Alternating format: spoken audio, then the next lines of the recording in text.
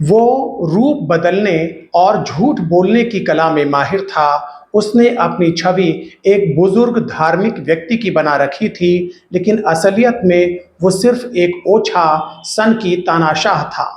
प्रणाम अलैकुम दोस्तों, हम बात कर रहे हैं लंका के रावण की, जिसका दरबारी मीडिया उसके बारे में झूठा प्रचार करता था कि वो विद्वान है, शिव भक्त है, तमाम कलाओं और शास्त्रों का ज्ञाता है।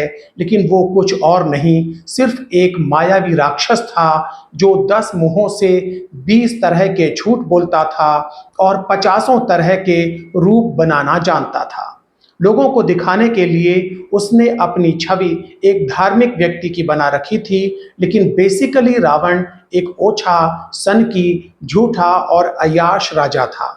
वो अपनी पत्नी मंदोदरी को दुखी रखता था और अपने राज्य की और दूसरे देशों की बेटी पोती की उम्र तक वाली स्त्रियों पर बुरी नजर रखता था। इसी कारण उसका विनाश भी हुआ।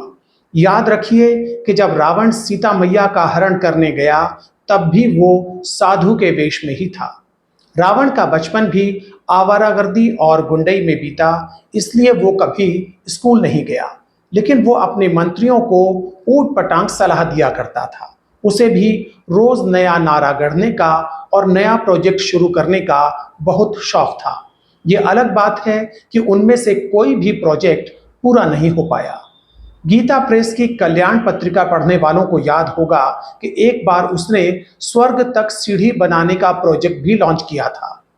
रावण भी लंका की जनता की खून पसीने की कमाई पर टैक्स लगाकर खूब अय्याशी करता था।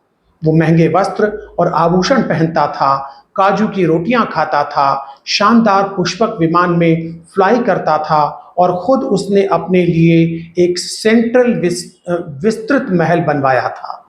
लेकिन जब हनुमान जी माता सीता का पता लगाने लंका पहुंचे, तब पता चला कि रावण की स्मार्ट सिटी लंका में सोने के महल सिर्फ रावण के उद्योगपति दोस्तों के थे। आम जनता बहुत भय, भूख, भ्रष्टाचार, महंगाई और तानाशाही से घिरी हुई थी और इससे मुक्ति चाहती थी। रावण की लंका में उसके भाई विभीषण, उसके नाना माल्यवान, वैद्य सुषेण, त्रिजटा, उसकी पत्नी मंदोदरी समेत तमाम भले लोग डरे हुए और चुपचाप रहते थे, जबकि हत्यारे और बलात्कारी सरेआम नारे लगाते हुए घूमते थे। इनमें से एक नारा था, लंका में यदि रहना होगा, रावण रावण कहना होगा।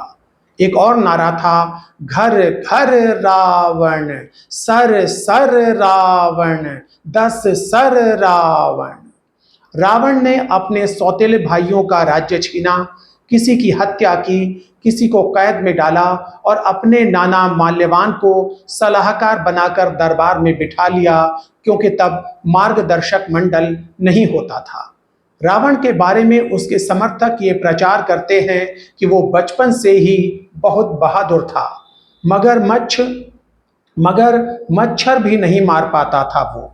मारकाट, हत्या, फिरौती, उगाही इत्यादि के लिए उसने एक भारी भरकम गृह मंत्री रखा हुआ था, जिसका नाम कुंभकर्ण था। कुंभकर्ण सिर्फ बवाल करने के लिए ही सामने आता था, फिर 6-6 महीने के लिए सो जाता था, चाहे घर की लंका ही क्यों ना लगी पड़ी हो। हर युग का, हर काल का अपना एक रावण होता है। पहले रावण से मुक्ति दिलाने के लिए राम जी आए थे, अब राम जी नहीं आएंगे। हमें ही राम जी को अपने हृदय में जगाना होगा, अच्छे लोगों को संगठित करना होगा, तब कहीं जाकर आज के रावण से मुक्ति मिलेगी। जय सिया राम।